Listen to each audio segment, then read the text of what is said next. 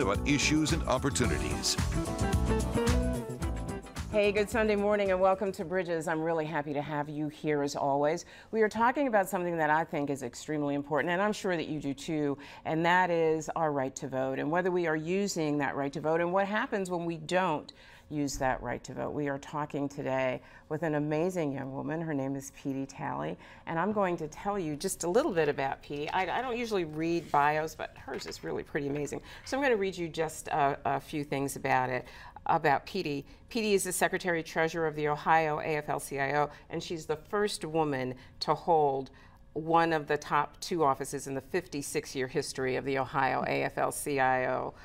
You were elected in 2002, and you've just been reelected to a fourth term. Yay, you. Thank Go, you. Petey. Thank you. You also convene a number of really important grassroots organizations, including the coalitions of labor, faith, civil and human rights organization. And the most important thing about her conversation today that I want you to know about is that your focus on voter registration and voter rights is a nonpartisan effort. Absolutely. Thank you for that. First of all, let me say thank you so much for having me here today to talk about this very important issue. I'm very passionate about it, so I look forward to our conversation. I do as well. Let's get right to it then. Look, I want to show you some of the data from the last general election. In precincts 2A to 2I, there were 6,834 people registered to vote in those areas. A total of 190 people voted. Look at the numbers in 5A through 5K. Almost 10,000 registered voters in that area. Less than 600 voted. And again, look at 6A to 6I. 8,386 registered to vote, 513. And that was the election in which we elected our mayor. And that was the turnout. I'm appalled and heartbroken. I think we all should be heartbroken. Those numbers are dismal. The mayors of our cities are closest to our everyday lives. And yet that's the election that we vote least in. If you, I'm sure, showed a graphic of the 2012 turnout, you would see somewhere around 70% turnout, which is great, but the mayor is closest to our lives. Look at what just happened in the city a couple months ago with the water crisis. That's right. That's how important it is to make sure that we're voting in these off-election cycles, non-federal elections. Well, when you are working with the community groups and the more grassroots groups that you're working with, because frankly, the voter turnout is lower in areas that have issues of poverty and unemployment and those sorts of things that we always talk about in a group. What do you hear the reasons being for not being interested in voting? Well, it's oddly enough, I can remember doing this work in 1992, and the one thing that we heard was nobody asked me. Really? Yes. Nobody has asked me to register to vote, or you hear sometimes it doesn't really matter, but mostly we heard when we went into impoverished areas, no one has asked me, or it's not convenient. I don't know where to go. I don't know how to go about getting registered to vote. So that's why it's important that the work we do at the grassroots levels with this coalition of organizations, civic organizations, is so very, very important because people don't have access or the ability to go where they need to go to get registered. Yeah, we're going to talk a little bit about early voting later, but you know what, and this might be a little bit off the subject, but the reason this is so, one of the reasons this is so important to me is that there was real blood shed in order to allow folks of color the opportunity to vote. Real lives lost, and to take it with such a sense of unimportance is amazing to me. I think you're absolutely right, Donnie. I think that we often forget that this right to vote, this access to voting that we now have, did not come easy. We have not always had it. And now that we do have it, we have to really also keep in mind that people shed their blood. They gave their lives to give people who would not necessarily have the right to vote, and we have to remind ourselves of that. And that's why when we do voter registration drives, we often invoke the spirit of Medgar Evers or the spirit of Dr. King or the spirit of Fannie Lou Hamer. Fannie Lou Hamer, absolutely. To really get people to understand this is not something that we should take very lightly. We should take it very seriously. That's right. And people tend to think that, you know, they see Medgar Evers as this highly educated person, and certainly Dr. King is this highly educated, very articulate person. But Fannie Lou Hamer was an ordinary woman living in not the best of circumstances who embraced the importance of this. So there are millions of Fannie Lou Hamers out there, and if she found it important enough to spend all of her life working for that, so should the rest of us. You know, well, the other thing that I think that people don't quite understand is that everything is political. I don't care what you think. I know nobody wants to be a politician. You know, that's such an ugly word these days, but everything that affects your life is political. Like you said, the water crisis. The water crisis, political. Whether or not we have safe neighborhoods, absolutely political. Whether or not we have child care centers and activities for our young people to do after school. Those are all policy decisions that are made by people that we send to office, whether it's at the federal level, the state level, or the local level. And how those politicians choose to prioritize those policies, that's what voting is about. Absolutely. That's what voting is about. And so that's why, again, it is so critically important that those underrepresented in our democracy who have the smallest voice have to get their voice elevated. And it's important to do voter registration drives and education activities to make sure that people go and vote, and make sure that the franchise is not suppressed in any way, which has been what we've been witnessing over the last 3 or 4 years. Can we talk about that for a bit? Absolutely. How is, for those folks who have not been following this issue as closely as some others, how is that oppression occurring?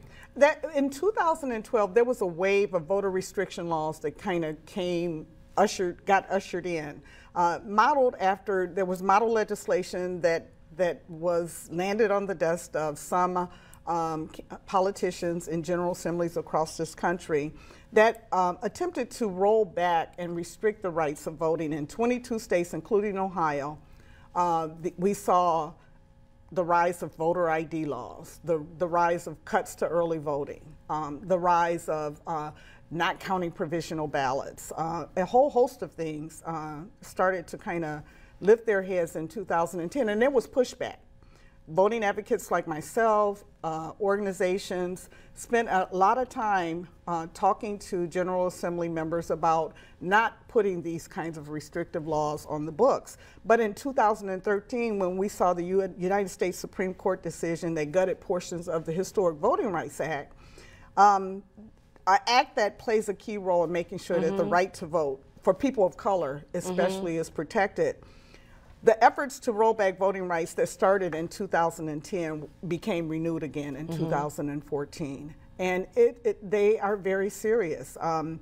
We are waiting over the next 4 days to see whether or not the Secretary of State of Ohio will prevail in his effort to repeal the rollback of 35 days of early voting, which is now the case because of a court decision, back to 28 days. I mean, why? I don't know why that's an issue for him. It seems that the people that we elect to office should be expanding the right to vote and not necessarily suppressing. Well, you know, some of the conversation around those kinds of actions, though, are that it's a good thing for some factions of political parties to restrict the access to vote, especially when areas are predominantly one party over another. Politicians basically are pushing these voter suppression and restrictions basically so that they can defeat their opponent.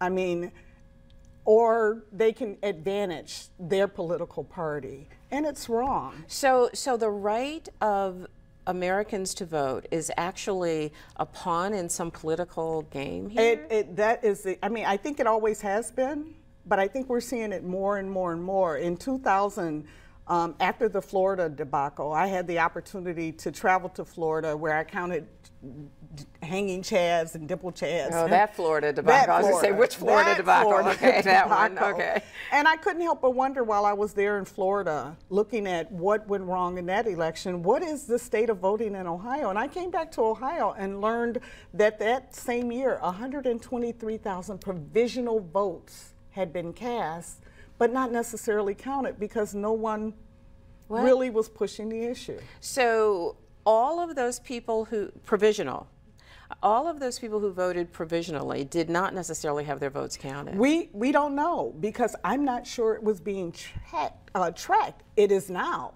because we learned a very valuable lesson in 2004 when our state's election was on the national spotlight for you know, in a very embarrassing way. And now these voting advocates that I work with, we are making sure that if people are casting provisional ballots, what are the rules to get that provisional ballot changed to a ballot that counts. And we are making sure that we track that, and we're exposing when in fact the rules are not applied in a way that gives the voter the benefit of the doubt.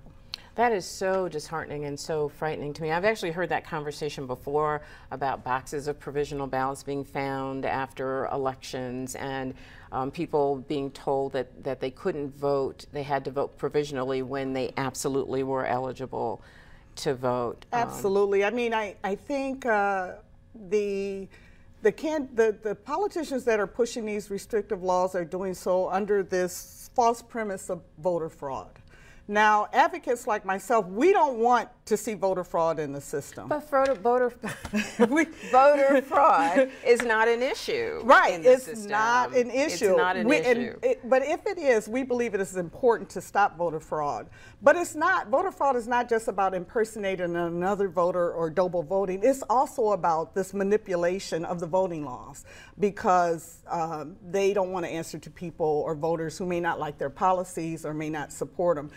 It is as fraudulent as someone voting, impersonating someone else, to order a voter purge that remove eligible people who are eligible to vote from the rolls, add chaos around Election Day, and even, I think it's fraudulent, I think there's something wrong with appealing court decisions so close to the start of early voting period. Right, so you deliberately interfere with the process. We've got 4 days before early vote starts, and yet our right to vote starting on Tuesday, September 30th, is being appealed by the highest election administrator in the country, in the state. Hold on to that thought, okay? We're going to go away for a second. I want to let you know that I spoke to the Board of Elections on Friday.